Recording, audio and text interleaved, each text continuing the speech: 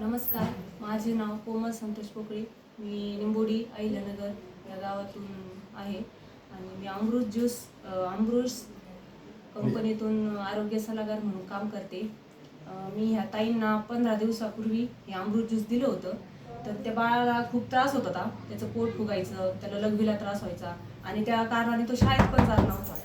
तर मग ह्या ताईंना ह्या अमृत ज्यूसबद्दल माहिती सांगितली, तर त्यांनी ते औषध घेतलं.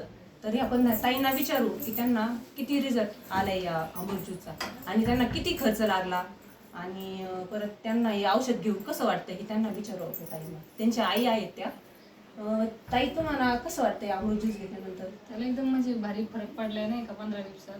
आणि तुम्हाला खर्च किती लागला होता? आम्हाला 4-5 वर्षापासून त्याला म्हणजे जवळजवळ 4-5 लाख रुपये घातले आम्ही नाही का. म्हणजे नगरमधले अख्खे दवाखाने ते आम्ही सगळे म्हणजे बघितले, पण त्याला काही फरक पडत नव्हता. आणि मग आता तो शाळेत जातोय? आता शाळेत जातोय मस्त आणि जेवतोय सगळं पद्धतशीर सगळं चालू. तुम्हाला कसं वाटतंय अमृत ज्यूस घेतल्याबद्दल? भारी वाटते, सगळ्यांनी घ्यायला घ्यायला पाहिजे. हां.